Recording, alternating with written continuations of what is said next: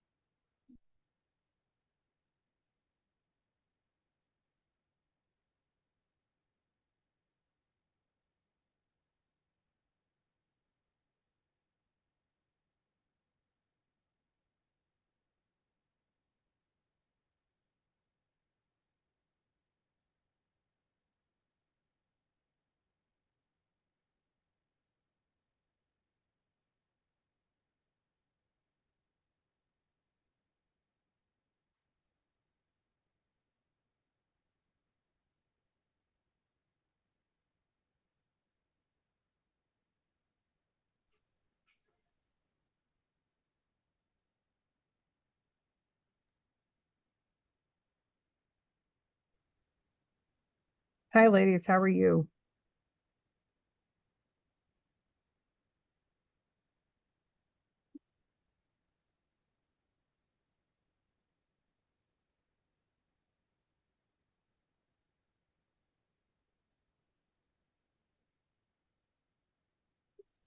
Hello. Oh, I can't hear you. Can you hear me now? It does look like you're unmuted, but I can't hear you.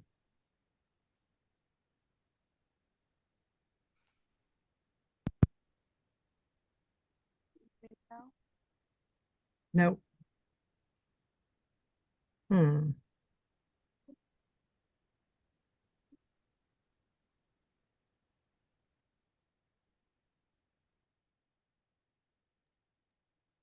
Can you hear me better now? Are you able to look at if you click on the arrow next to the microphone, look at the connection, I don't and see make it. sure that it looks like probably you're using phone speakers. Make sure that the right thing is selected for the microphone. I don't see it. I can't, nope, still can't hear you. Hmm. But it sounds like you can hear me. I can hear you.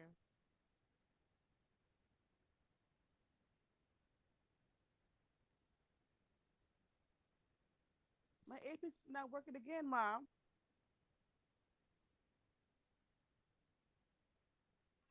My earpiece is not working.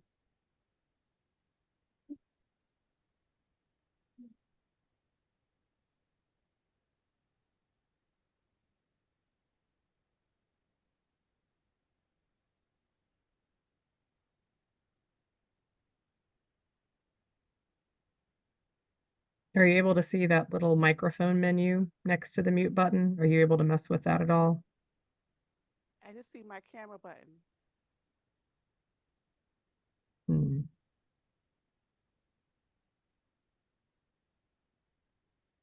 And if you need to give me a call on my cell phone, that's perfectly fine, and we can look at some of that. I'm going to put that in the chat.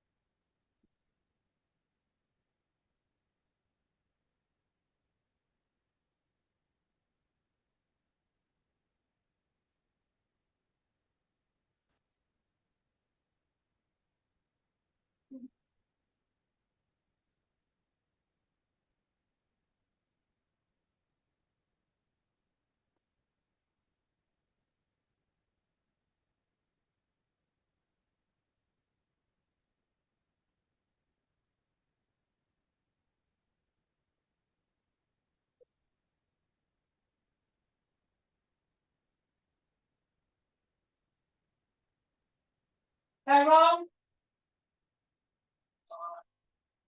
Come here when you have a moment.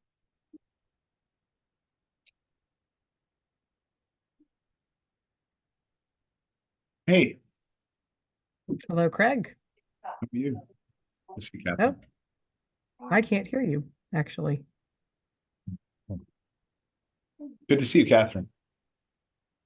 You hear me now? I wonder if it's me. You can't hear me? Let's see. That. Hey there, can you guys hear me? Hello?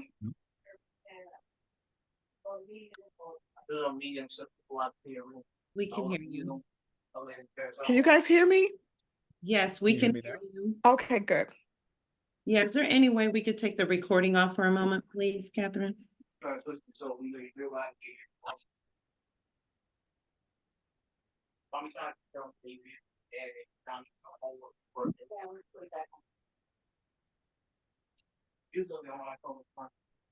You will one day, that's what I said. What we talked about, don't have money. Yeah, plus you can't have problems. Yeah, plus you have to keep on restricting it. Oh.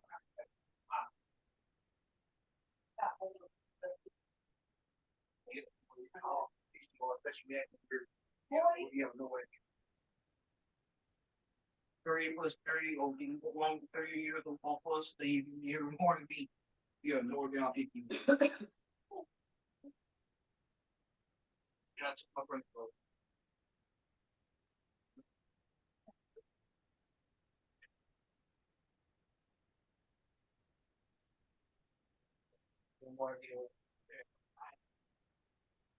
Well, Catherine, you might have to delete this off and start, and when you do the recording, because I needed to talk to Craig and Adrian.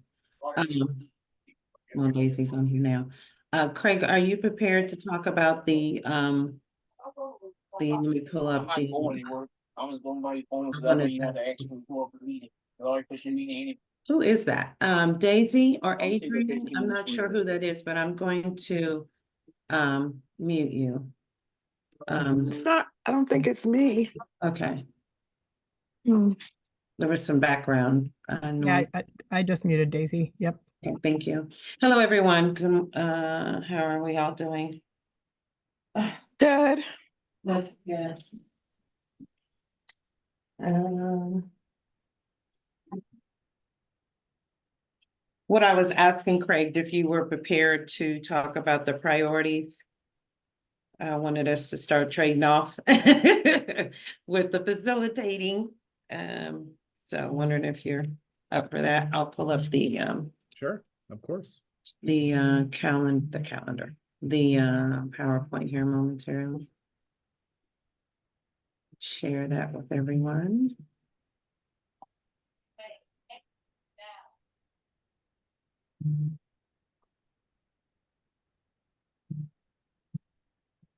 You have to allow me to screen share, Catherine, please.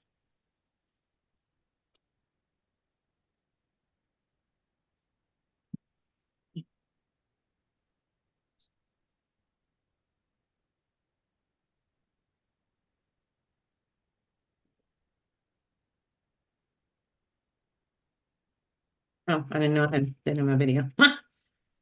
Want to see me, yeah. Might be a good idea. Yeah.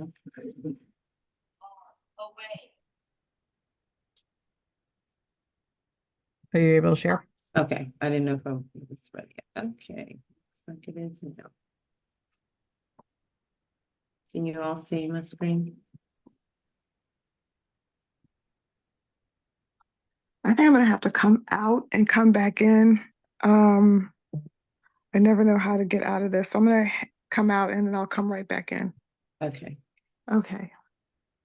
you may have to edit this, Catherine, since you started the recording. Yep, that's okay. Okay, I just want to make sure. Okay, I'm going to scroll down here, Craig, so you can see I'll go ahead and do the welcome members and talk about them. Well, I'll have the vice chair talk about the minute situation. And then you see your proceeds. Well, you know what the agenda is, but I was just breaking it down where I could open it up and do the first two bullets, and then, Adrian or myself will talk about the minutes, and then, we have the Civil Rights Committee testimony and the priorities. So the latter half, you know what I'm saying, of the meeting, are you ready for that or prepared for that? For that discussion? You feeling okay about it, Craig? Yes, of course. Okay, gotcha. Just wanna make sure. Alrighty, so I will, I was thinking, the other thing I was thinking, I get a lot of times, which I'm doing with my other program too. You know, I get resources sent to me. Sometimes they're in a flyer format and sometimes they're not. And we do have a member, which I'll discuss too, that tends to send a lot of flyers. He's Oliver, he has a resource organization, right? For First Families, it's called First Families. And so he sends several different resources that are happening in the city. So I have just made, maybe when we're waiting for people to come, right? Enter the Zoom meeting. I put together this, you know what I'm saying? Maybe people could look at it, you know what I'm saying? And look at the different resources that people have brought through. Now, just put it together very quick and dirty, if you want to call it. But there is a virtual resource room, which I would like to set up, and I have it with another collaborator organization that does what I call a virtual type of resource room. So we might want to think about something like that. If people are not able to show the flyer or talk about it, when they enter, they can just plop it into, and Catherine, you know what I'm talking about, into that, and maybe we can start not using some of the time, and then it's already posted. Maybe we can then put it, I don't know how it works, to be honest, from the perspective, if we could post it like on the DD, where we post our minutes or those kind of things, maybe we just have it always there, since we don't really have a page of running resources. You catch me? Yeah. Maybe start something like that. So that was in my head about, I was gonna save it for the executive meeting, but I wanted to share that you all with y'all can think about. Rhonda, can you just say one more time? So it's to create a resource room on our website. And then I know you said there's already one posted, or maybe I did that incorrectly because I just didn't catch you. Yeah, I'll repeat it again. When we go Okay. through again, but did you get a chance to do anything? I'm gonna put it in the chat, okay? Okay. As you can see, I did spray my feet down with 70% Shawnee, alcohol, 70% volume. can you mute her? Yeah. Thank you. So she got herself before You did, me. All right. And okay. you have a quorum. All right, so I will begin. Let me get back to the beginning. Wanting to know if you had anything that you wanted to share during the minutes section, Adrian, at all? If not, No, okay. Catherine, just is there a working. way that you could do an overview or not? Oh. Oh, I didn't catch that. Sorry, say that again, Rhonda. A way in which you could do an overview or not? Of the March meeting? Yeah. I was not prepared to No, do that. that's okay. Don't worry We about it. had, but I do want to mention that we had a lot of that wasn't official meeting. I think we hopped in and out of a quorum a couple of times, so we ran into that issue during the March meeting as far as what would be considered an I'll just official stop. meeting, just so Okay, you have that I'll- context when we look at when And we I'll look at keep the it as notes. Yeah. a general summary, and then we'll just make sure, Adrian, we have the last 2 months, the next, or prior to the next meeting, okay? You should be using it first. I think it's So having we I have think the I'm not minutes gonna from March and second April. screen and show you the different In slides and stuff. February, that they'll all be You're just putting up to us before the next meeting. Daisy, could you mute yourself? Okay, what is? Is that, yeah, I'm hearing conversation, I'm not sure. And if everybody's okay with it, I can mute. If we hear background noise and you're not talking to us, is that okay with everybody if I just mute you? And I'll bring that up, but right now, yes. Okay. But I'll bring it up as a discussion topic. Let me get the meeting started since we're at 12:08. Good afternoon, everyone. Thank you for coming again to our Family Support Council meeting on today. We are going to proceed in our meeting. We do have a quorum, I believe. And so just a reminder of what our responsibilities are as a council. Always want to keep that at the forefront of our minds, of our end goals, right? Why we are here coming together. And also to remind that we still, at this time, are being governed under the OMA, Open Meetings Act, as well. So we do have a different structure in which we need to follow. And all of that information, I think we're all aware of it, those who are here, but to be sure, we announce that. Today's meeting, here's our agenda for today. I've already done the welcome, and I think the members present at this point, I think we have a quorum, but I am glad to see Adrian and Craig, Daisy, Azeb, Shani, and Taiki. Hi, Taiki. We haven't seen you in a minute. Hello, I am going to take this opportunity, Taiki, because I don't think some of them members may not know you. Is there any way that you could introduce yourself? We have, I think, new members you haven't met either. So, Taiki, are you available to speak?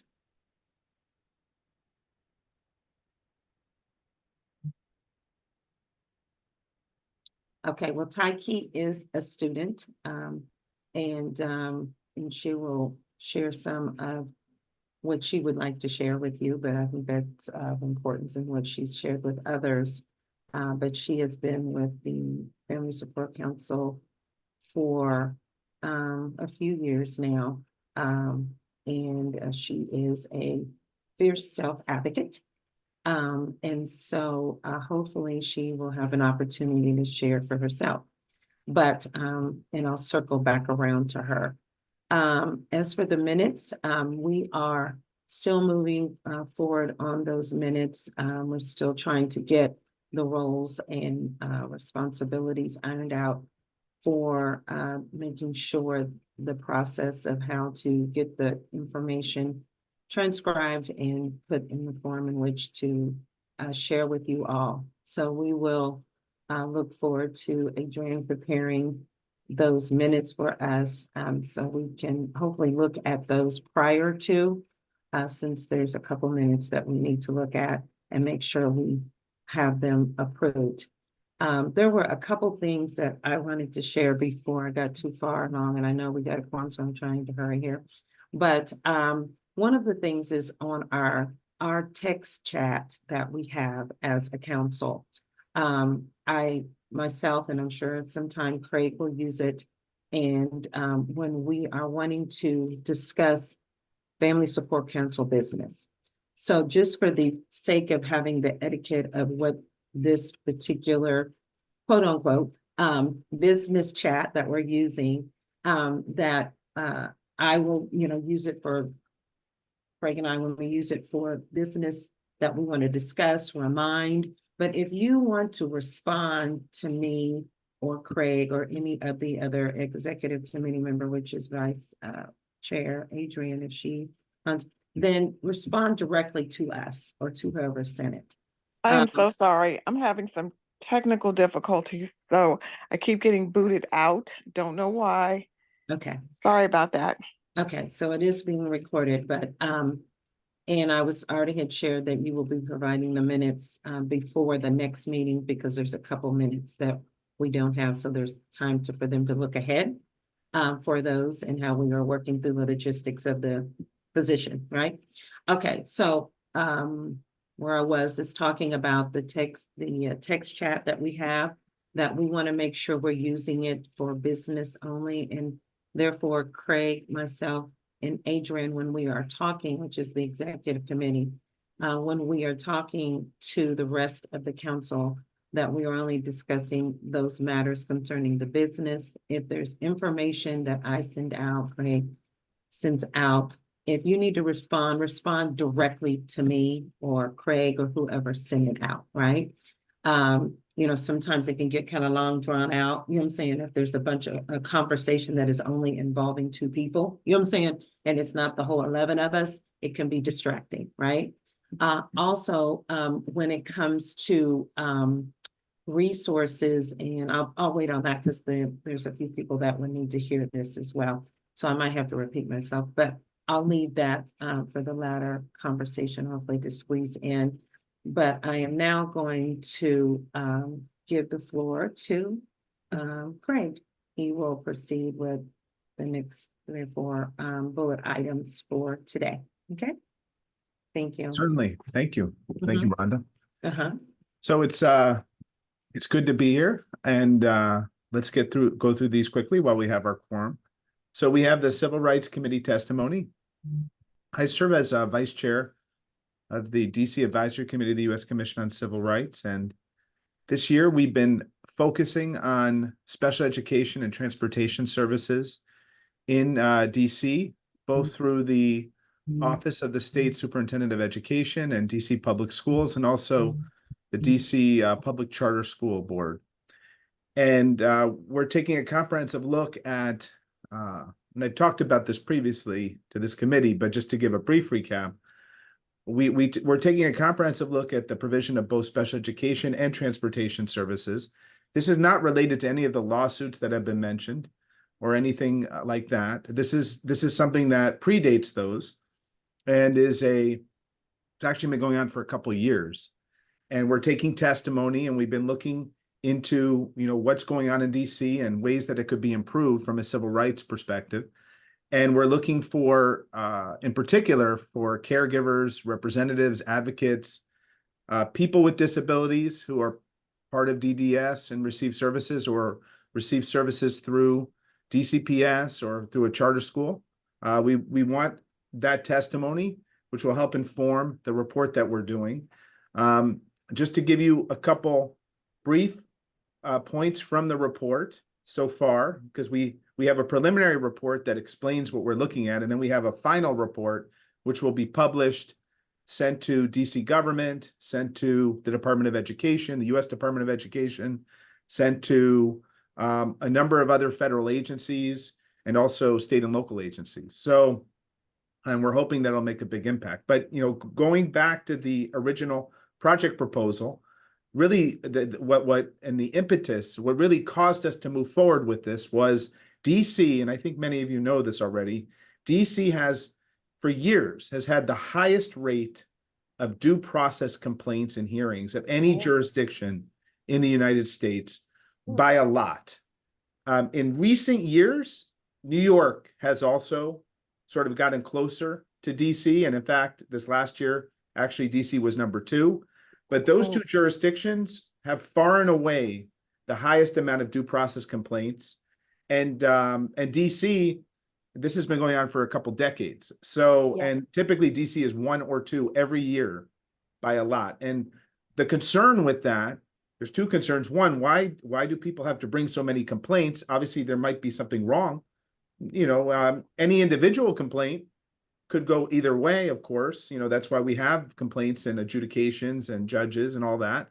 But the fact that there's so many more complaints in DC per 1,000 students than in any other jurisdiction is a concern in itself.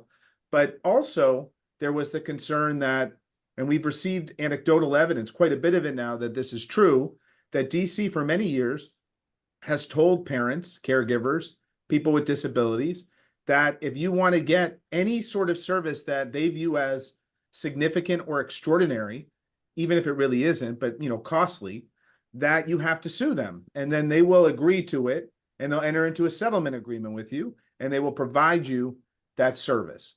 And DC actually, the Department of Education from the U.S. Department of Education keeps all these stats. DC has by far the highest rate of agreed settlements following a due process complaint. So, and in fact, that happened to me. That actually happened to me. I was trying to get my daughter into a better program. She was at the local middle school and Hardy Middle School, and they didn't have a great program for kids with autism. particularly profound autism with intellectual disability. So we eventually got her into St. Coletta, but when I was sort of advocating for her to the special education representative at the school, the person told me, yeah, she should be in Ivy Mount or at St. Coletta, but you're going to have to sue the school district to achieve that. We can't just do that. You're going to have to file suit or a due process complaint and then maybe a suit. And then they'll agree to it, and that's how it works. You sue the school district. I remember as a lawyer in the civil rights field being disturbed by that, and that you have to file a suit because, everyone knows that, maybe I could file a suit, I'm a lawyer, but by the way, I don't really like filing suits unless you have to, but also, but many people can't afford a lawyer. This is not an area where there's contingency fees, and and even if they're going to do it pro se without a lawyer, it takes a lot of time and effort and know-how to file a complaint and to bring that to fruition. And when it ends up happening, it weeds out a lot of people. Anytime you put a complaint requirement or a due process compliant requirement, probably 80% of the people don't do it. So now all of a sudden you have a much smaller group of people requesting these services, and you can provide it because you have the funding to do it. That is a terrible procedure from a due process civil rights perspective. It always has adverse impacts based on socioeconomic status, based on race, ethnicity. It's a terrible process. It's harmful to people with disabilities. So we wanted to look into that to see if that hypothesis was true. And so far, I will tell you the evidence we've received is that it's true. DCPS has not refuted that at this point. So it's concerning. And then of course you have the whole issue regarding transportation and the fact that OSSI providing the transportation often doesn't provide the transportation or is late in providing the transportation on any given day. That complaints that are filed, you could work on for weeks and then finally get a resolution in your favor, and then it'll happen again the next day. And there's a lot of evidence of that. So we're looking at transportation too, but it's a two-part inquiry. Anyhow, so I try to do that as quickly as I could, but what we would love to have from this council in particular, and anyone that you know, is if you could provide us written testimony from a personal experience, even in a paragraph or two, or even a few sentences, or as an advocate and as a member of this council, if you know of situations like that, without, of course, disclosing any personal identifiers, if you could provide any sort of advocacy or information about the very high rate of due process complaints in DC for special education and transportation, that would be most welcome. If you'd like to come speak to the committee, we can provide you the dates. It's done via Zoom like this, so you could also come in person, but you can definitely do it via Zoom. So all of that would be helpful. But right now, my goal, and my fellow co-chair Rhonda has entrusted me with this, is to gather this information. You can email it to me if you'd like, and then I will either forward it or I'll synopsize it and then present it to the DC Advisory Committee. If any of you would like to do that in person, you're welcome to too. So that's an overview. Rhonda, did I miss anything or did I achieve No, it? you covered it. You definitely covered it. So we appreciate that because I can't reinforce enough. I had a conversation. I think also we can come from that transportation piece, that the other argument with the transportation piece, which even if we're repeating what you've already agree with, say it to us. I mean, Yes. it's another point of saying, here's more people saying the same thing or experiencing the same problem. I thought it was very, I thought it was a disrespectful to some degree that they thought the $400 was sufficient. That it was, that was a sufficient amount to give. And yes, they're attempting to support the family, but again, all of us that are here, we support families that have more than one or two children. So how in the world are you going to get all the other children's different schools and then try to get to your child with that has an IEP who may be in the city but may not, maybe as far as Baltimore and Virginia, wherever, Alexandria, but you're supposed to get all your children to school, and that $400 is going to help you because it's not necessarily about the money, it's the time. Our time is valuable, right?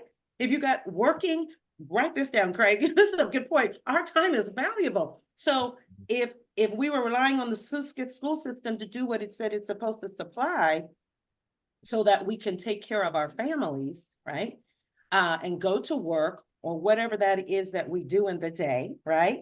If we're taking care of other family members, those of us that are on that sandwich generation, that, you know, you're taking care of a grandmother, a mother, you know what I'm saying? Whatever that is, we have lives is where I'm going. So the responsibility was on them to make sure transportation was given for our children with IEPs. So please, if it is, you're saying amen to what I'm saying, amen into Craig's comments, we need to hear you say that. And I see you, Shawnee, go ahead. You're on. Hi, I have a question. What is the actual end goal here? Is the end goal to gather data and then use that for testimony and that's it? Or is it pushing forward for a lawsuit? And I'm asking because, I mean, transportation is complex. It's very, very bad in the district. There has been lawsuits. I mean, I'm trying to figure out what's the next step. Okay, What's this the is- next step yeah, here? No, Good question. understood. This is not a, this is the US Commission on Civil Rights. They are a federal agency that does reports to Congress and then also to the local agencies, in this case, DC, that it oversees with findings. So it's different than a lawsuit. It's with findings of problems and then proposed solutions, which it then it provides to the DC Council, to the US Department of Education, and to Congress, and to the White House. And the idea is that that could then be used in lawsuits. A lot of lawsuits will cite the report. It can also be used in policy initiatives. It's often cited in statutes, like an act of Congress, or in a DC Council resolution. They could say that the US Commission on Civil Rights has found these problems with the DC education system. We are addressing them in this way. So in some ways, it's more foundational than a lawsuit, which is usually very specific. And it's something that we're almost certainly going to find. I mean, I don't know if I can prejudge it, but we do have a preliminary report that already points to all the statistics that show that DC has this very high rate of due process hearings and the concerns about disparate impact. All of the testimony we received so far has been supportive of that premise and hypothesis, and we have not received any counter evidence as of this time. But what we're missing is more anecdotes from parents or from any part of the DC government, such as this council or people on this council who are, can provide their own perspective or information on this. And it will be a very useful report, I can promise you. And all we want really, I mean, your testimony would be wonderful if you're willing to give it, but all that really is needed is an email that just, in a couple bullet points, you could say, look, I agree that this should be a concern of, the high due process hearings and the problems with transportation.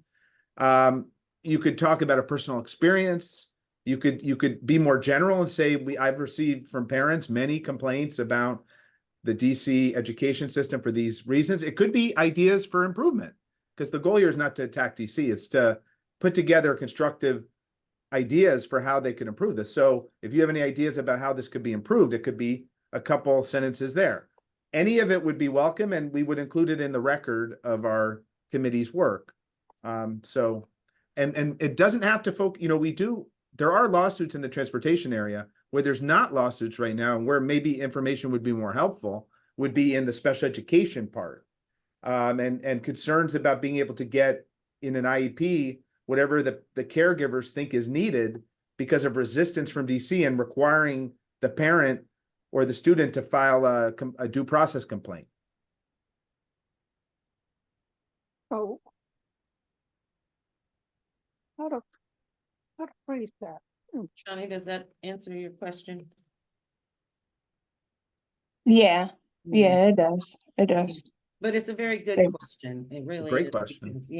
Because, because, again, here if we're going to expend all this energy to give the information, which is what story of our lives, right, parents, or even self-advocates, where you give all this information and it goes on deaf ears, or nothing's been used to make some productive movement to make change. So based on the answer that Craig gave, it ultimately in some shape or form would as a list of findings, you know what I'm saying? But again, it can be used in the court of law to see if you do have a case that referencing these particular findings. Now, I do think it's important though that we as a council do put some comments together, you know what I'm saying, from our point of view as a council. I'm not taking away from anyone that wants to do anything individually, but I do think it's a good idea for us to provide comments. It could just be the minutes of this meeting. I mean, you could say some things on the record and they could put in the minutes and approve next time, and I could just forward the minutes to the. Okay, so everyone hearing that, have any other questions or comments or how they may want to participate in this providing these findings. Azab, is there any way that you could come from the perspective of even though it's under Family Support Council, but I mean, what's your feedback? Or are you seeing issues for the people you serve as for transportation, or are they more in Maryland? No, I help DC families, a lot of DC families, but transportation hasn't come up. Most of it is the IEP problems. Like Okay. I contacted the OC and other people to help, specifically this couple who are both husband and wife are deaf, and they have a child with autism in the school system. I've been involved in that, and that's more of the school system not providing what the child needed and not respecting the parents' situation and providing interpreters on site, those kind of problems. Oh, But that's a perfect example of that, because it's two things, right? It's the disability, and maybe a strong word, but I don't know all the situations, but potential discrimination because of the Exactly. disability and the language or the culture. You know what I'm saying? So that's two big areas that you have with this particular family. It appears that yeah, I've also contacted DD Council, Alisa White.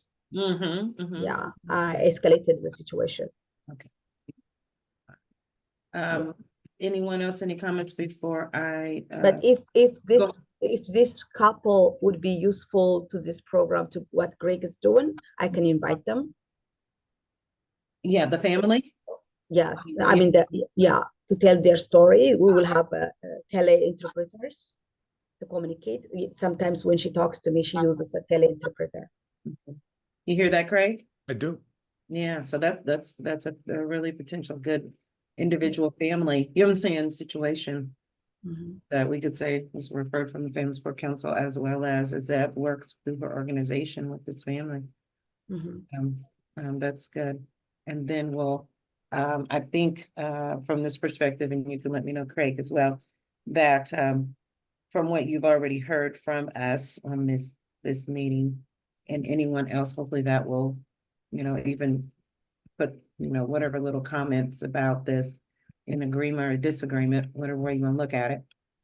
Can I ask for a point of clarity on something? Okay, Craig, when you were speaking about to get anything done, you have to literally sue the system.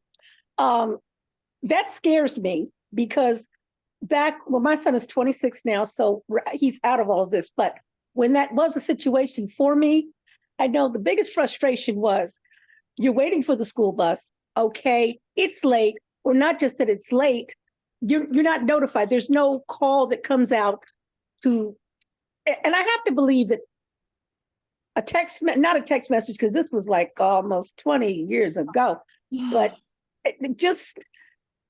I never realized that the problem is as bad as it is now. And that for me is scaring me, because things are supposed to get better as time goes on. But to Azeb's point, there's a whole thing of a lot of children with special needs from other cultures, and it has to be more compounded for her community. I am so disgusted right now, I don't know what to do. With regard to suing to get something done, that should not be what DC is recommending that families do. it just is wrong on so many levels, and it's getting worse before it's even going to get better. That being said, with my situation, eventually I took my son out of the school bus situation because I was always doing travel training for him. I'm wondering, through the years, has travel training that's been offered by Metro ever been literally seriously offered where the school system does something with that? I mean, Metro taking a lot of children, if they can travel on their own, a lot of them can't. We get that. But there are some that could. It was a big problem for me to get them to pull him off of the school bus because I knew my son knew how to get places on a bus. But it was like not necessarily taking an act of Congress or anything like that. But parents know their children. Now, a lot of parents know that their children can't get on a regular bus. And that I understand. But for my situation, it was that, okay, he knows where the bus stops are. He knows if he gets on a bus and there's somebody there that doesn't have a Metro logo on their sweater or hat or what have you, you're not getting on that bus. I am so disgusted with how the school system is handling now. I'm glad my kid is out. That's all I can say. And I'm not going to waste any more time giving you all my frustration on this because you all are dealing with it now. Yes, it is. Another thing as maybe for Craig, I can post to my community if there are anyone struggling with transportation, they can come forward. Do you have some kind of written paper so that I can post that, share that? Sure. I just emailed you the project proposal. Okay. And I'll email you all the link where you can, it says where you can email any response. You can email to me too, and I'll Yeah, forward. instead of contacting me so that they can directly contact you or email you. Okay. By the way, any of you could email me. You could just say, you know, I'm troubled if DC is requiring a lawsuit as a civil rights advocate, I'm troubled, or as a family support council member, I'm troubled. That's going to hurt people who don't have access to an attorney. You know, I mean, even something as simple as that would be useful. Okay. Because you're all considered subject matter experts. So anything you write. Craig, can you repeat that statement that you just made? Yeah, just a statement saying that, you know, it's concerning that DC has a high rate of due process complaints because anytime you have to file a complaint to get a service is harmful to those who do not have access to lawyers or to the complaint process. You know, it denies access essentially. But you know how it works. It's like if you have 100 people that you should give something to and you don't want to, you make them do things and then they slowly fall out. You know, so you make them file a due process complaint, you make them file a lawsuit. In the end, you get to 5 people and then you give them. Have you denied anyone their rights? I would argue yes, but you could argue, well, no, because, you know, in the end, when the court told us we had to do it, we did it. But you've essentially cut out 95 people and denied them their civil rights. So, well, you're right. And then it's, you know, the wear out game. Let's just keep you through this cycle. You know what I'm saying? Until you get tired and say, oh, forget it. And I don't want anyone to think that it's easier on the adult side either. So that's why we're here as well. I'll just say that. You know what I'm saying? Adult services, it's beyond a challenge as well. So there's lots of efficacy all around. Anything pertaining to our children that needs to be done, to be real honest.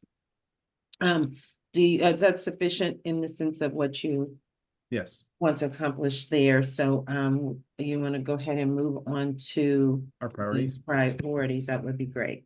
Thank you all Certainly for contributing to that. So we wanted to briefly just recap the priorities for this year. Do we have a slide on that or we do not have a slide on it? So we don't I remember them. So, you know, one priority that we have is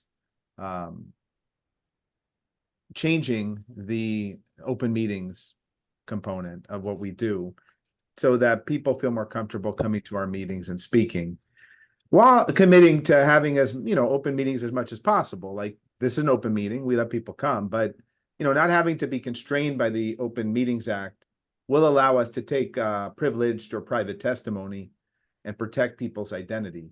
So, which, you know, arguably the open meetings law should already allow for that, but it doesn't. So, this is the alternative.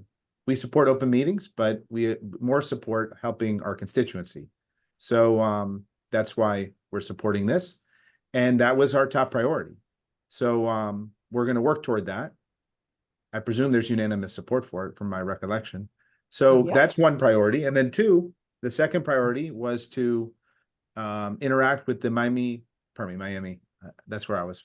I used to live in Miami. Interact with the Metropolitan Police Department, DC, Chief of Police, which we've reached out to. And she will be coming before our committee, I'm certain. They told us they have to schedule it, and they're going to work with her, but we have a direct connection with the Chief of Staff and with the Chief of Police. And our goal there is to eventually have the chief come, and for the police to, even more than the chief come and speak to us, have the police department send us their SOPs, their standard operating procedures related to mental health issues and to autism and other neurodivergent disabilities, and to let us provide feedback on the content of those policies and also on training for the police officers. So that's something I think we will be able to achieve, but we've just started our engagement with the police department.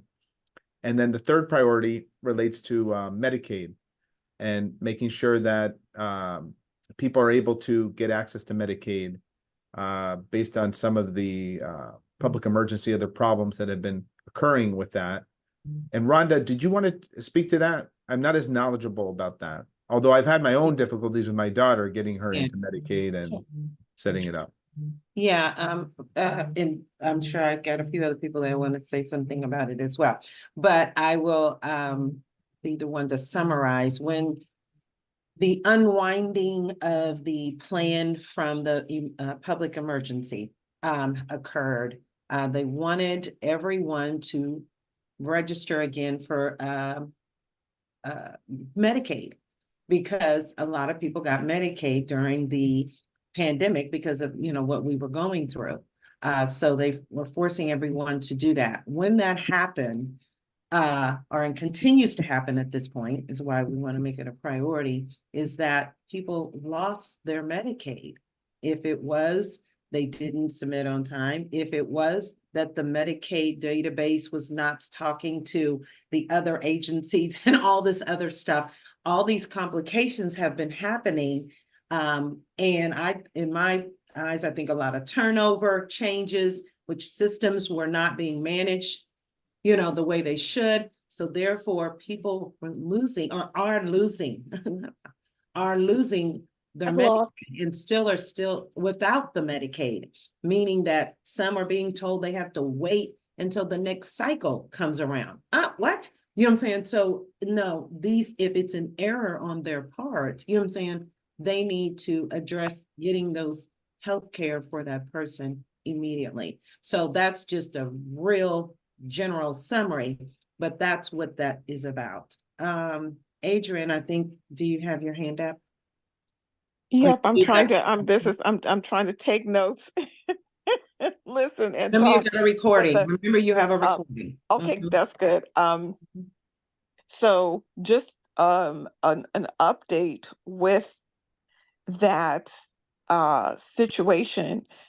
It was suggested to me, and I was able to email two people who were recommended to us, because I'm still not sure about what Yanina will have going forward. So it was advised to me. So anybody that has a person or family member, be they under the age where they're still under HSCSN, or over that age where it's just straight Medicaid, to one, especially I can address the people that are overaged or older than 22, to reach out to your service coordinator, and who then should reach out to a manager who is basically a liaison, or the person that is on the DDS side that is interacting with healthcare finance, to ensure. Now, that doesn't mean that it's going to happen, but that is one way to try to circumvent all of this prior to it happening. And again, I don't have a lot of confidence right now because no one seems to really be clear on either side. So you can call healthcare finance or reach out to them or DDS. It is like a salad bowl that's been tossed up into the air and you have no idea where you're going to land. You don't find out until after the fact. So I was advised to start getting the service coordinator, our service coordinator, to start working on going through this management team for, I guess it's Medicaid. It's still not clear to me exactly what's going on um, before the ISP comes up.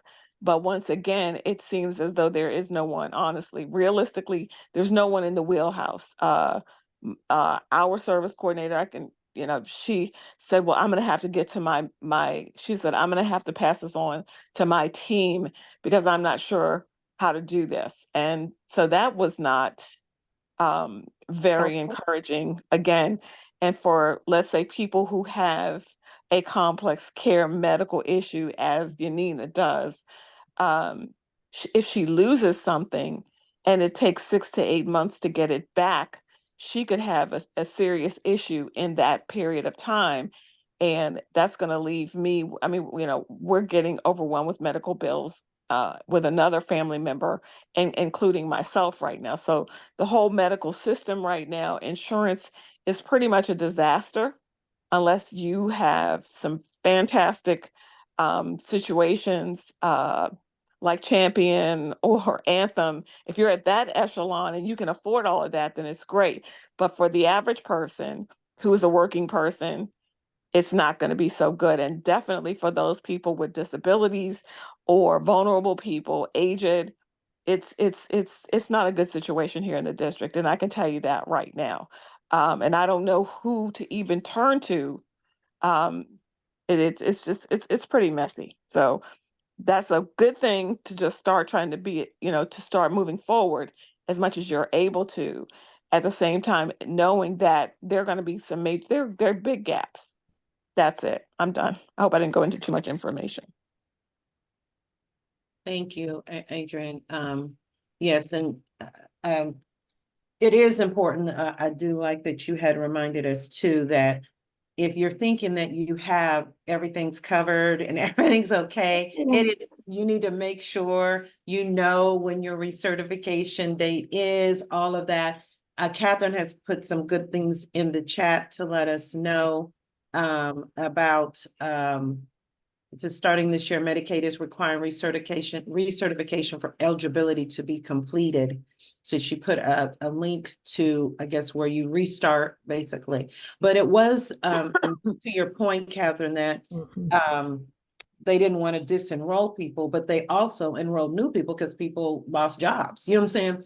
And started getting services during the pandemic. You know what I'm saying? So then there was people that shouldn't have been on Medicaid. So I get why they wanted to do it because, people were misusing the system that didn't need it anymore. But the way they rolled it out, you know what I'm saying? Or unwind it, I should say. It's about the rolled process, into right? another bigger issue, right? So the process they use has not been effective whatsoever. So that's why we wanted to make sure we made this a priority. And not to say that we didn't, and I know Craig will go into this, that we are going to still do, and I'm going to bring this slide up and not to confuse you.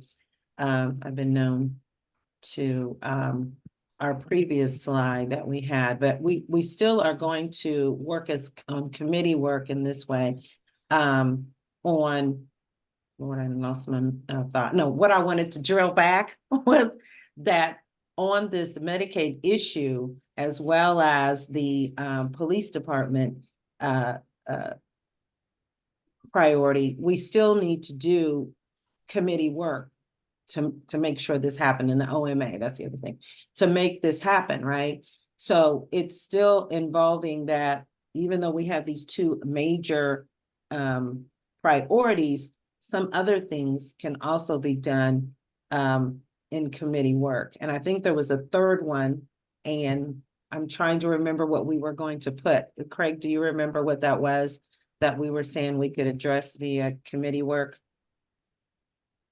I may have it too. I just have to look back in. Yeah. I was, I have I would, forgive me, notebooks. are we talking about the DIA statement? Yeah, that was something you were gonna work on. Yeah, I have it here. I'm just finalizing it. Oh, great. So that was one of the other priorities that we had, well, it was put that someone wanted to have as a priority for us to work on, but there was another thing in our meeting that unfortunately it's Let me, not at my if you, notes, if, but if you give me a second, I'm trying sure, to no problem. find, I'm trying to And- find it. It may be in another notebook. Unfortunately, that's, problem. it's in another notebook. I can try to find it though. And between meetings, you also had talked a bit about the housing between the last meeting and this one. It sounds like there was some discussion about housing and resource guides and things along those Thank lines. you. Yeah, I had That brought, wasn't on your, no, it wasn't. on some of the lists, and I'm trying to open up Yeah, the list from I'm the glad that you 14th. brought that to my attention, because that Mhm. was something I was gonna talk about, but I might as well just put it here. Is that, I did send an email out, because of this new guide that they have, DDS has put together concerning housing. And so I had shared with one of the members of the executive committee that I was going to put all your comments as polish them for a recommendation from the Family Support Council. Because and even though they have set up meetings that are happening, I think every second, third or something day of each month. And I had asked someone initially to either join me or to actually attend those meetings, so that we could hear what they were saying and also give our feedback. But I'm going to make sure that we give, or I'm going to put you guys' comments together so that we can issue it from the Family Support Council. But we still need to be present at those meetings, because I really want to hear where they're coming from, where their mindset was when they put this together. Because I was kind of taken back by the same things that you all were concerned about. It's not the most accessible document. And there definitely is some ways that it could, there's some changes that should be made, that if it's really for the community at large, it needs to be accessible for the community at large. And so I think there are some things that we definitely, and I appreciate everyone that commented and when I sent that email. So I want to let everybody know that I'm putting that together so everyone can look at that so we can submit it. The first meeting, I think, is next week. So I'll be going to that meeting, and I'll be sure to send those comments to you all first. And then we can formally issue those to DDS, and then I'll use them as my talking points as well on behalf of the Family Support Council in those meetings. Does that And make so- sense, everyone? And one more And thing, Pam is willing to come if you all want her to come. Pam Johnson, who's the housing coordinator, is willing to come and hear the feedback and have a dialogue with you if that's something that you all decide you want. Okay. All righty. Quick question, Rhonda, before you, okay, so this is being submitted, the comments are being submitted to who? Because I had walked away to find that other information. We'll just submit it right to Andy. I mean, if we're Okay, about our comments, that's what we do. We submit them to, okay, in this got it. case, since we're talking about DDS, it'll go to Andy. You know what I'm saying? Got you, got you, Another agency, got you. and I give it to whoever the head is. But I just wanted to take a moment. Taiki, I see you on the screen. How are you? I just wanted you to introduce yourself really quickly. I think Zeb and Craig probably have not met you. There were some other people here that I wanted to you to introduce yourself just very briefly, since you haven't been able. I can't hear you. I don't know if it's you might. Yeah. I don't see where it says it's muted, but we can't hear you for some reason. We can see you, but we can't hear you. Now you run away from us. There you are. We see you. Hi, Key. There we Having problems go. with my mic. What about what'd you say, hon? Having problems with my mic. Okay, thank you. I was gonna say something. So, okay, everyone, she's having problems with her mic, but go right ahead. We'll try our best to hear you, okay? So I'm on spring break. That's why I can come to the meeting, which I'm Mhm. happy to be here. I haven't been here in a long time. Mm-hmm. So I'm just grateful to be here. Thank you. Yeah, you're welcome, honey. I did share with them that you were a student and a fierce self-advocate, so we're glad that you were able to make it. Is your schedule, if you could consider Taiki while you're here, when you start your new semester, we kind of already went through this, that we were looking at Thursdays. Is that correct? They want to get me together here. Thursdays at 12 or at noon. So please let us know if you know where your schedule is. I know your semester's almost up, but that's what we had chosen. So I don't know if you have if you're going to school in the summer or not. But if you can consider that time frame, okay? Okay. I hear you. I mean, I've seen your voice. Okay. All right. All righty. So back to the priorities. So those are the OMA and the Medicaid and the police, Transportation. not the Transportation. police department.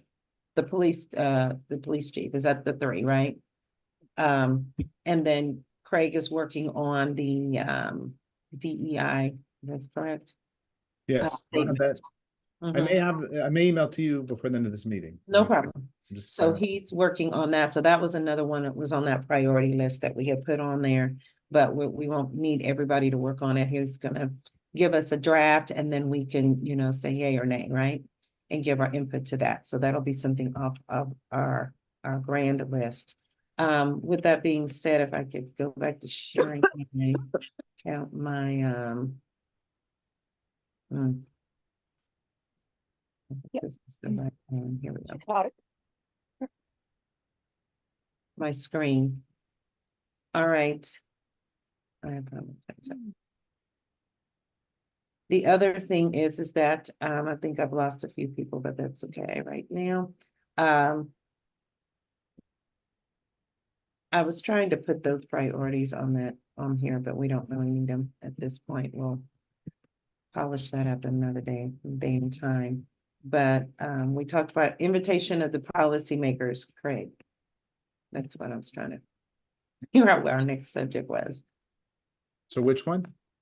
Forgive me. Invitation of policymakers. Yes.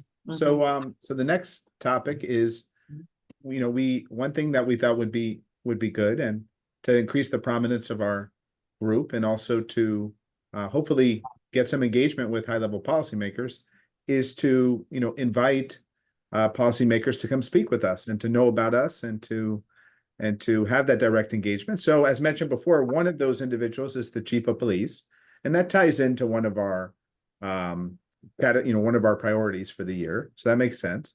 And then also we extended an invitation to the chair of the DC Council, Chairman Mendelson, who I ran into at the Washington DC Economic Partnership annual meeting and told them about what we were doing. And he said he would love to come speak with us, which I thought would be great. So I checked with Rhonda and Catherine, and we extended and Adrian, and we extended an invitation to him. And he will be coming. It might be in a few months, but he will be coming to meet with us and engage with us and talk to us a little bit about what he's doing in this area, in the disability area, to support people with intellectual and developmental disabilities. And then we'll hear from us about things that maybe he should be doing, and ways that we can support the DC Council in this regard. And then, there had been talk about maybe inviting other allies that we have historically had from the DC Council or other areas. So that's something that we want to do as well. But those are the current invitations we've issued, and we're looking at potentially issuing more if anyone has some thoughts on that. Open to the floor, Adrian. Oh, no, Your I'm hand's just still up. writing. Oh, sorry about that. Should have Mhm. taken my hand down. That was me. Daisy? That was my fault. Okay, with regard to what you just said, Craig, I had an idea, and I Sure. think this would help a lot of different agencies and the people they support get on board. Everything now is going into portals to get information to the relevant parties that need the information. If I keep turning on the TV and hearing about another person with special needs, young adult with special needs, that's had a bad situation with law enforcement, it's going to be a problem. Now, everything is now being delivered as far as qualifying for anything through a portal. Would it make sense for for Metropolitan Police Department to have a portal where families with adults or children with special needs who can sometimes get away from their safe environments, if they come in contact with law enforcement, is there a portal where caregivers can put the information, register their child, put the information up in the portal about what triggers are, so that if law enforcement comes across that person and they have a name, and maybe does this person have special needs, where the police department, when they're interacting, can have a heads up of what those kind of triggers are. I know it's not something that could be done in a year's time, but I'm just thinking, if everything else is going to be delivered through a portal for eligibility, I'm thinking caregivers know their loved ones better than anybody else. And if at some point caregivers had a mechanism to allow the police or other interested agencies about their loved ones and what the dangers are if they're out in the society, it might get embedded into the system enough where down the road we won't have as many unfortunate outcomes. The other day, I don't know if you all heard, the police were chasing someone. This guy wouldn't stop. One policeman shot. The next thing, 90 shots were fired. I would have thought after the first 5, nobody else would shoot. But it's situations like that. There was something that triggered that person to run. And if the people that person lives with had access to a portal of some kind to let law enforcement know, because law enforcement is the first stop on a situation. They might be called. And if they had a heads up, if they knew the person's name and they can look in dispatch, could look in that person's record or what are the triggers for that person, and let the people that are on the ground working in that situation know, okay, well, this person has some sensitivities to this or that. I just see that maybe in about 10 or 15 years, it's part of the matrix. It's part of what decreases the problems we're having now. Because I know every one of us is terrified for one of our loved ones to be out there accidentally where we're not around them and something can happen to them. It makes sense to me. And I know I'm all over the board with this, but they're putting everything else in portals. And if you don't put your information in a portal, you are not qualified to get supports. I'm going through that right now with healthcare. But I'm just thinking, since they're going that way, can MPD think about creating a portal where the community has somewhere where they can upload their loved ones' nuances in some form or fashion? Yeah, one of the ways, I see you, Adrian. One of the ways that they are attempting, well, I thought at one time they had a system where you could log, but keep in mind, when on your ID for your loved one, you have the option to be able to say autism, hearing impaired, whatever that is, whatever if they fall in some of these categories, if you desire, right, on their ID. But the point is, you got to get to their ID, right? Because if you're coming to them and you can't, be able to have communication to get the ID from them, then that's a whole nother, it's not effective if you're coming from that perspective. So I thought at one time they did have something where you could go in and I don't know if the system just fell apart, but that's been in the last 5-6 years before pandemic. You know what I'm saying? I remember going to a resource fair and there was flyer and they said you could put all your loved ones' information in there and then, about them, but I don't know if it was to the point to that great detail of triggers, but it is a question we can pose to them about where that system is or isn't, because there was something in place. The problem is that do you want to be giving them such detailed information. I mean, it kind of crosses in some ways on HIPAA and all. I mean, you know, you just got to think about those details as well. And Adrian, you have the floor. Oh, I was gonna suggest also on the other side, let some of the onus be on those agencies or departments that do some type of law enforcement, that they need to consider, or we need to consider, or someone on our side needs to present the possibility, especially if the chief of police is willing to meet with us, that they need to have some specialized training, because that's the other part of this, is that even if the information is in the portal, in many instances, they're going to react before they're going to, you know, tap in and say, hey, especially if the person looks like a typical person, it's even more difficult to identify that this is not a criminal, or that this is a person that has triggers. So I believe that training is something that we have consistently been lacking. This is across the country, but definitely here. Well, And you're then right. there's also the issue of the whole defunding of the police department in the District of Columbia. I sat for 45 minutes on Wisconsin Avenue, almost a Chevy Chase, to see how many police cars I was going to see, or police presence, or some type of law enforcement presence. Not one. 45 minutes, not one. Not one, not even cruising. It was very disconcerting, very alarming. So I do think that we need to, at some point, sooner than later, take a more aggressive posture about getting some of the responsibility on them, with the few police officers that are left that are allegedly peacekeeping our city. There we go. Very good point about the lack thereof the police officers, but that was one of my questions though about training that I did pose to her at the forum that that Craig was hosting, and posed that question about training. So that was where I was hoping, and that's where it was very vague. You know what I'm saying? It seemed like she was, as she stated, starting to, you know, look into those areas. So that's why we thought it would be important for us to kind of help to push that issue, right? Many issues, but that's why. Was there any other comments about that?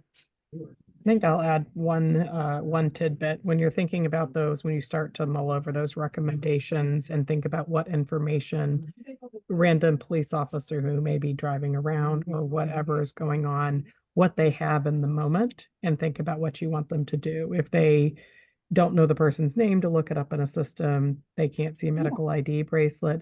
I think there are a couple of different levels of things. So that's something, when you're thinking about those, when you start thinking about what you want them to do, when there's somebody in traffic, or there's somebody, you know, doing something that they may consider strange, and they don't have any other information than the thing that they see right now. And one more thing, I think Project Action did a series. It looks like a number of years ago, with training that had self-advocates training police officers. And so we do have some of the curriculum from that. And I sent that to you all? I don't recall it, hun. Okay, so I Yeah. can send that out to the group if you'd like, so you can see some of that material. Yeah, that would be Can I nice. can I just add really quickly? So I was a part of a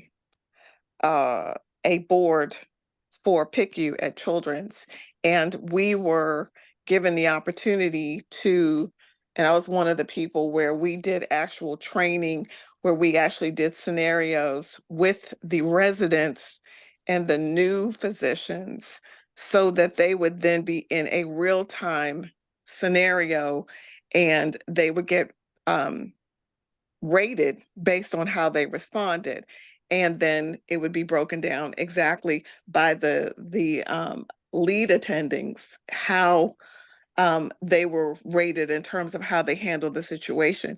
So again, back to the whole training thing, I think once you start to dismantle some of this excessive, you know, everybody's frustrated, everybody's on edge, everybody is. And so I think if we can diffuse some of this aggressiveness, frustration. They're humans, we're humans. So there's got to be a coming to the table. I do think that the police situations for our community are dangerous. Um, are dangerous, not necessarily just on their part, because they're under, things are happening and not good things are happening. So we need to be careful. Yanina, a long time ago, not very long ago, got on a bus by herself after some travel training, and she was gone. And that was one of the worst moments of my life. And she was gone for about 4 hours. And fortunately, she's a very smart girl. And so eventually we found her, but it was a situation that, it was a situation. But I will say in that case, this is all pre-pandemic.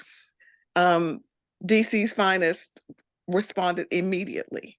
And then they had to communicate with Montgomery County because she was just across the line in Silver Spring. She'd gotten on the bus and was headed to meet somebody. So it was not somebody that we know or anything like, and not a stranger. She was just headed to try to find a friend, and she was doing it on her own. But it was a disaster that no parent or caregiver should ever want to have to deal with. So again, those are the kinds of things, not just something where somebody's being looked at as being violent, but somebody that's just disappeared, and how those things are actually being addressed. And our community tends to fall through the cracks very quickly with the police departments of the United States, unfortunately now, especially with all of this defunding, which I think is ridiculous. Done. I hope that was fast enough. Love the way you read that. Yes, thank you for sharing that experience, your personal experience that you had. But yeah, there's a lot of work to do, and then of course trying to create scenarios for them to know, you know what I'm saying, but we will not be able to create every scenario that goes on, but for them to consider how they might address it. But it definitely would be helpful to give them as much information as possible to create something that is safe. I don't know if you all seen too that Maryland now has the purple, there's a notice that when someone's missing, I will usually have the I forget Amber Alert. Yeah, but now this one's purple alert. This is new. Yeah, and so PG County, there was a young man, African-American man that left his, sounds like his group home, got on a bus, and I don't know what his intentions were, but he was gone. Was it over a day? I can't remember, but it was too long, 2 minutes might be too long, but point is, his father and mother advocated for Maryland to have something for people with disabilities when they are lost, that there is a purple alert. It's called in PG. So, there are some things that we can, lean on, you know what I'm saying, and say, and Virginia has a pretty robust training, from what I understand as well. Well, not as well, but from what I understand, they have a robust training for their police officers concerning people with disabilities.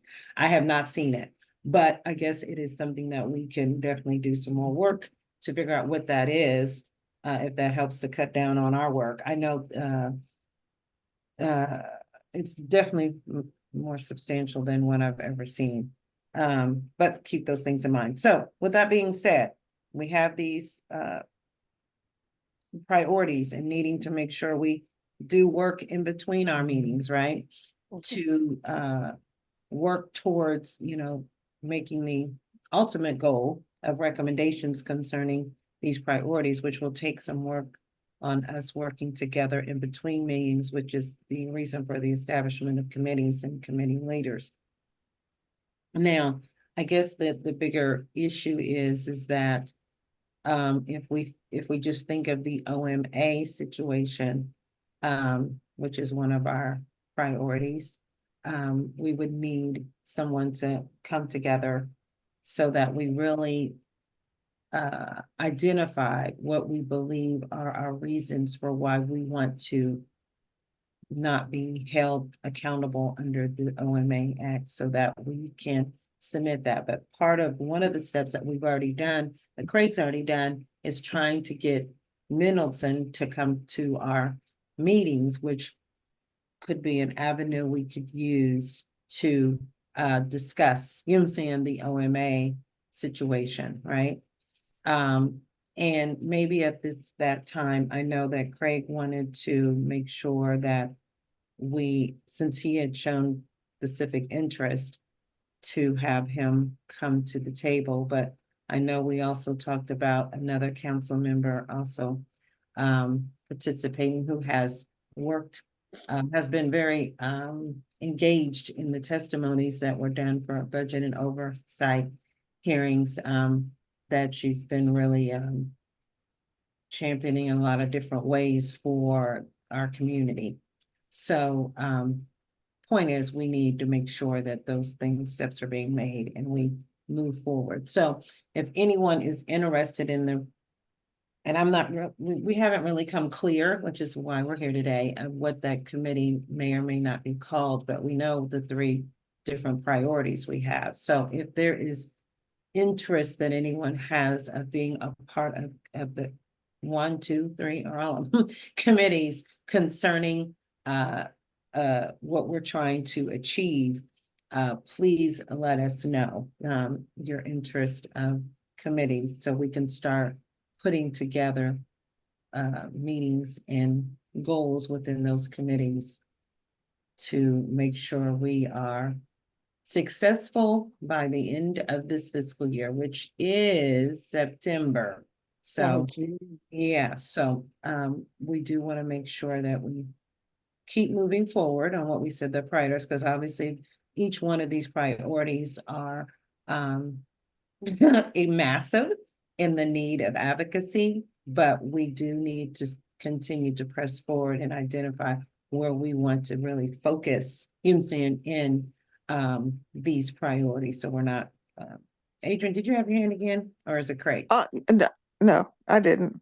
Okay, Craig, go It's ahead. probably still up. Yes, I do. I also, I just wanted you to know that I circulated to everyone the proposed DIA statement. So take a look at it. I could show it right now briefly, but we could discuss it at our next meeting, so everyone has time to think about it. Yeah, Mm-hmm. if you want to show it, you can. Show it briefly. Yeah, you can show it briefly if you don't mind. Which is one thing that was on our list, which, you know, he's working to draft, so we appreciate that.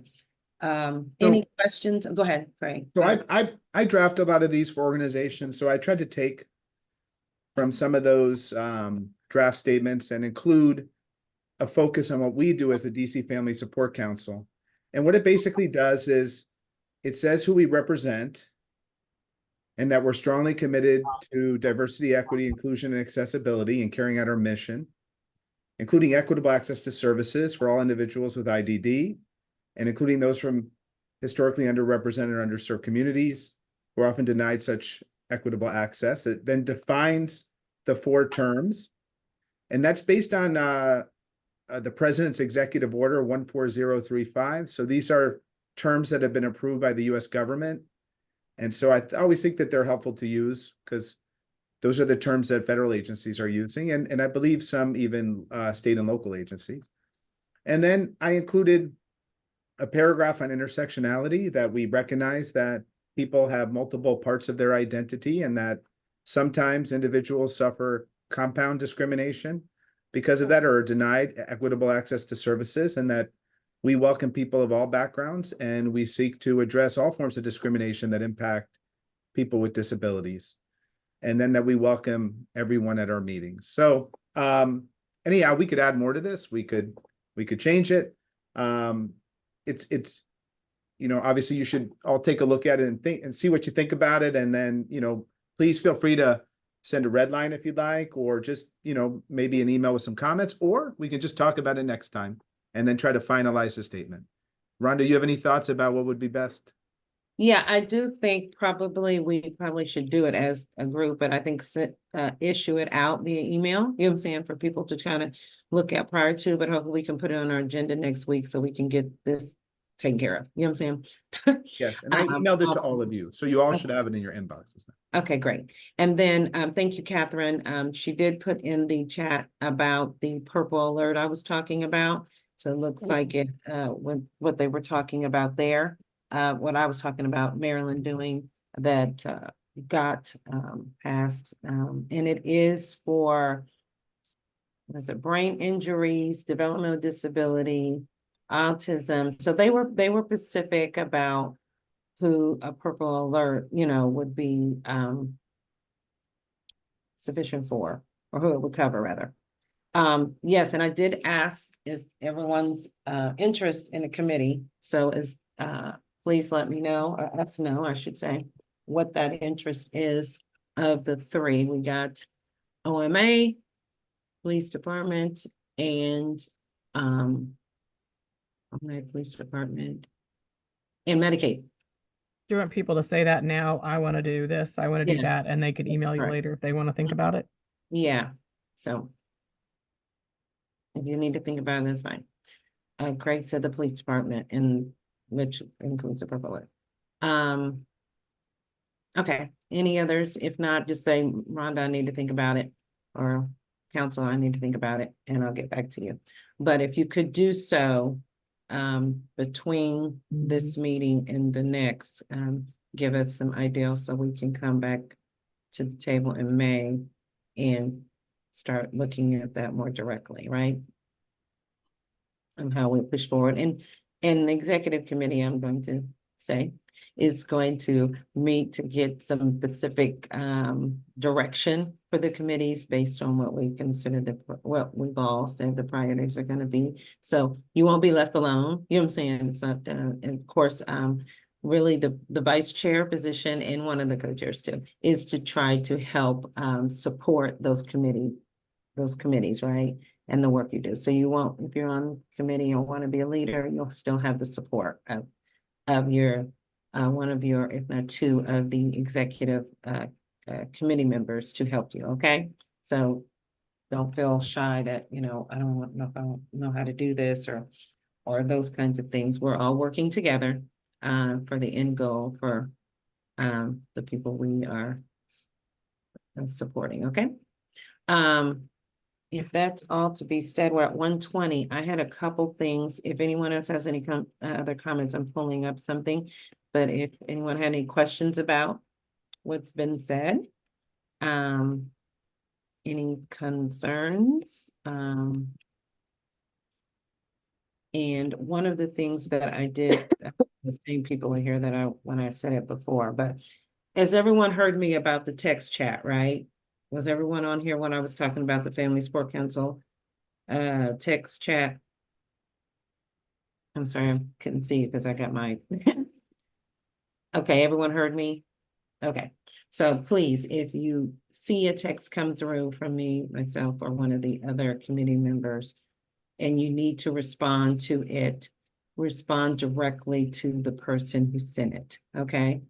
With your conversation. If you want to share, with other family, other council members, you can do it, directly to them. That's my point. But we do want to keep it so there's not two people talking on a group chat and no one else is of interest. I mean, it's not of interest to anyone else. And, your phone's dinging and dinging because a whole full-blown conversation's going on between two people. And it's not really a whole council kind of conversation. You understand where I'm going? Okay. And just text me directly or whoever sent it directly with questions or responses. Not to say people can't, just make sure you're speaking directly to the sender is where I'm going, not in that chat. The other thing is, it looks like Azeba says the purple alert in the police department. So that's all part of the police department. So great. Thank you, Azeba.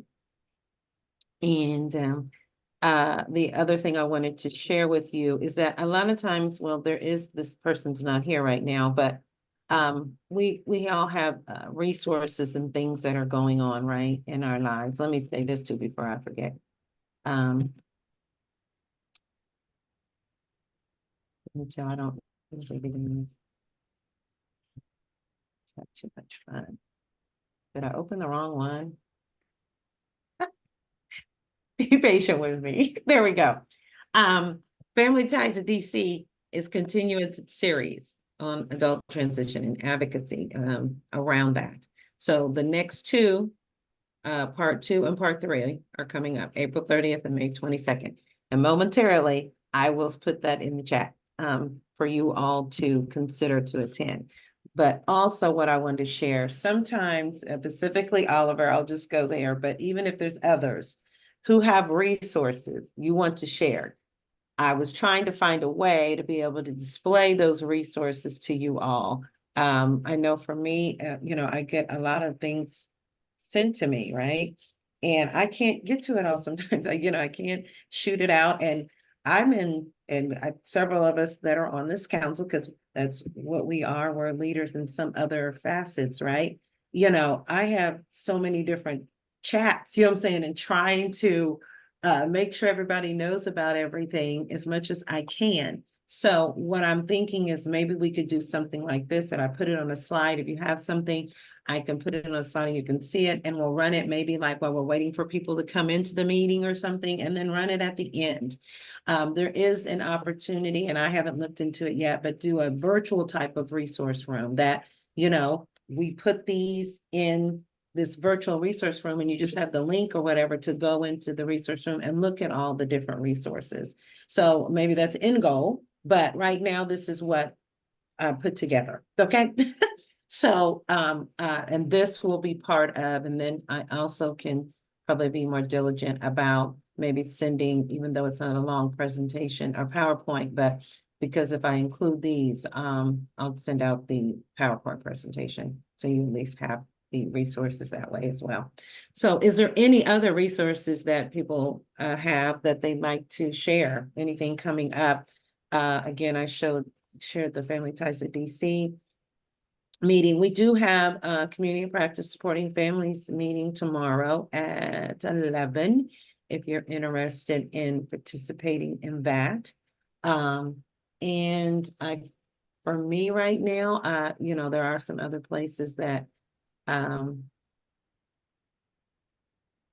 are having meetings, and I will just share those via text or email. But because he had sent so many of these to me, it's like, let me figure out how I can just put this all on one page or a couple of slides. So it makes it a little easier to view and to see. And if it interests you, you jot it down or ask further questions afterwards. So, any comments about that? Any suggestions? Good, bad suggestion, Rhonda? What about this? Whatever you want to say. Well, not whatever you want to say, but in pertaining to the resources piece.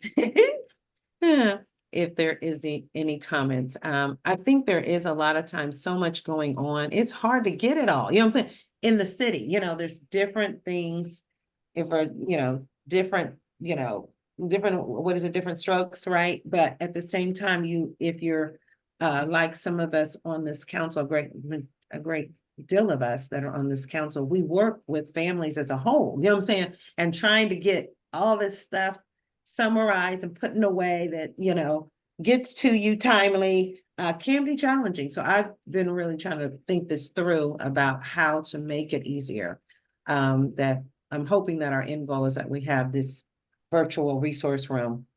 And it won't be just the things that are currently, but even if it's just contact information, right? So we can start building, what I'm saying? So people will say, oh, let's go to the Family Support Council's resource, what I'm saying?